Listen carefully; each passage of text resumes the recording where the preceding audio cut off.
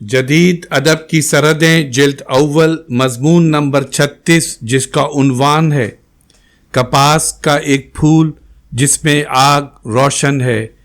समात फरमाइए। फातिमा हसन का पहला शेरी मजमुआ बहते हुए फूल था। अब दूसरा शेरी मजमुआ भी आ गया है।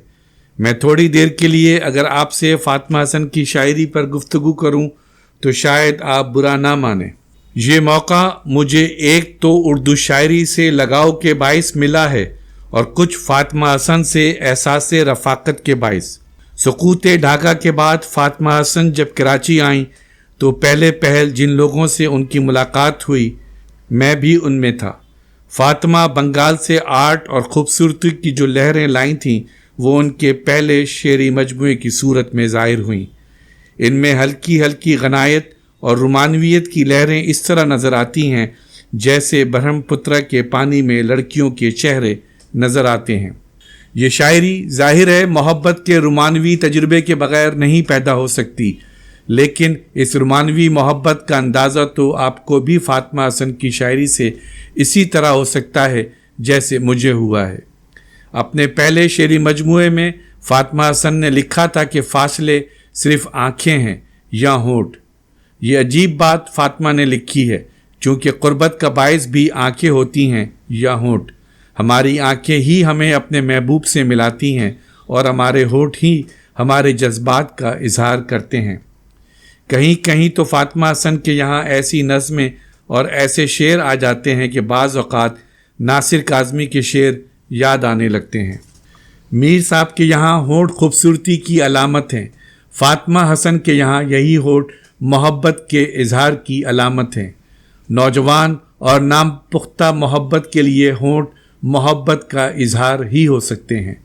खुदा का शुक्र है कि फातिमा हसन ने कभी गालिब या फ्राइड की जिनसी मोहब्बत के आईने में होठों को नहीं देखा।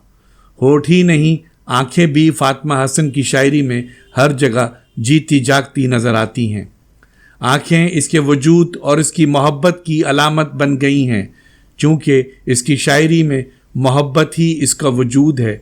चुनांचे उसने बहते हुए फूल में लिखा था, एक ख़त ऐसा लिखूं जिसको पढ़ते हुए ज़िंदगी बीत जाए। सोचती हूँ कि मैं अपनी आँखें उसे किस तरह भेज दूँ। अब देखिए आँखों और रोशनी का कितना गहरा ताल्लुक़ है। यहाँ मैं आपको ये बताता चलूँ कि फातिमा हसन ने खूबसूरत कहानियाँ भी लिखी हैं, लेकिन ये कहानियाँ वो अपने आप को सुनाती रहती हैं। ऐसी ही एक कहानी उन्होंने अपनी एक नज़्म में भी लिखी है। इस कहानी में रोशनी के ताल्लुक़ से फातिमा हसन ने अंधेरे की तरफ बड़े शायराना अंदाज में इशारा किया है।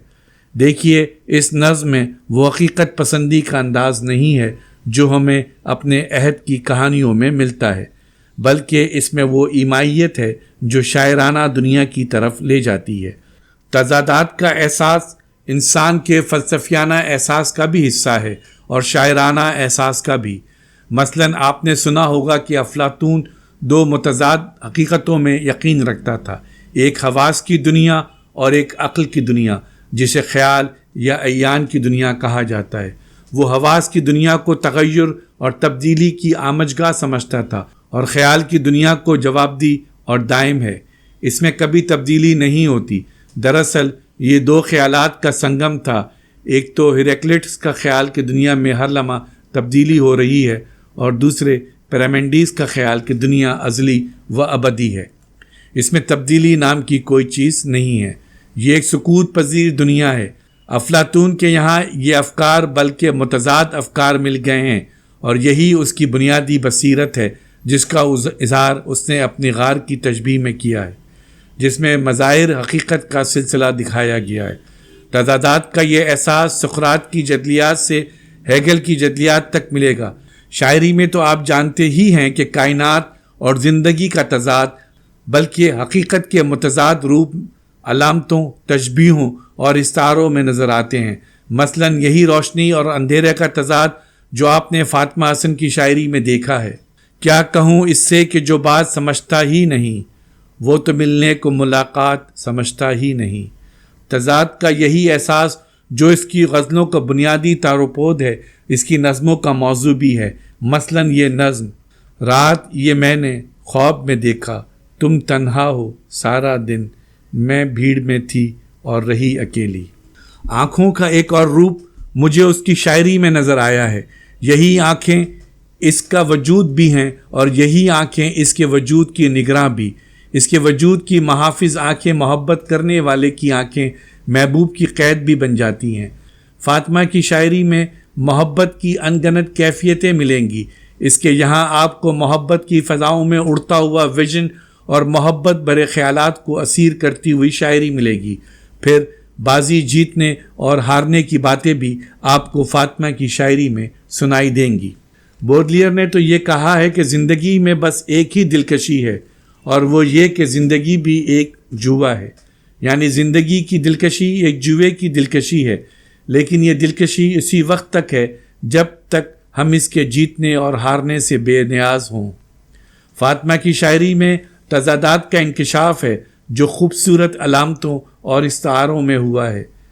گہری ہوتی شام، لان کی خالی کرسیاں اور ادھوری لڑکیاں اور خالی کرسیاں ایسے امیج ہیں جو سقیم جلدوں پر بھاری ہیں۔ ایسی ہی شاعری سے ظاہر ہوتا ہے کہ امیجز میں معنی اتنے رچے بسے ہوتے ہیں جتنے درخت کے تازہ پھلوں میں رس، اور سچی فکر بھی اتنی ہی شاعرانہ ہوتی ہے جتنی خود شاعری۔ ہائیڈگر غلط نہیں کہتا ہے کہ شاعری ہے جو ہستی اور وجود کو آشکار کرتی ہے۔ ہر نسل شاعری میں اپنے وجود کے احساس کو اپنے لہجے اور اپنی علامتوں میں ظاہر کرتی ہے۔ شاعری میں نہ صرف یہ کہ ہر نسل کا احساس ظاہر ہوتا ہے، بلکہ ہر شاعر کا اپنا منفرد احساس اس کی شاعری میں بولتا ہے۔ فاطمہ حسن بالکل مختلف مزاج کی شاعرہ ہے۔ اس کے یہاں وہ کرافٹ نظر نہیں آتا جو آخر کار اچھے سے اچھے شاعر کو لے ڈوبتا ہے۔ کرافٹ دراصل ایسی شاعری میں ہوتا ہے جس میں مقدس یا غیر مقدس قسم کی دیوانگی نہیں ہوتی۔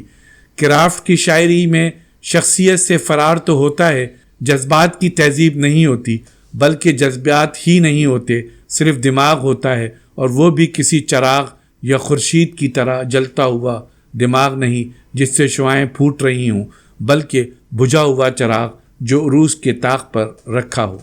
فاطمہ کا دل روشن ہے اور اس کے دل کی یہی روشنی اس کے کلام سے پھوٹتی ہے۔ اس کے یہاں ہونٹ محبت کے اظہار کی علامت ہیں، بوسوں کی علامت نہیں۔ حالانکہ ہماری اردو شاعری میں یہ علامت بہت استعمال ہوئی ہے، اور فرائڈ بھی اسے جنسی لذت کا علاقہ قرار دیتا ہے۔ میں آپ کو فاطمہ کی شاعری کی کسی ایک تعبیر میں بند کرنا نہیں چاہتا۔ اگر مجھ سے پوچھا جائے کہ فاطمہ حسن کی شاعری کے بارے میں میرا کیا تاثر ہے، تو میں کہوں گا کپاس کا ایک پھول جس میں آگ روشن ہے۔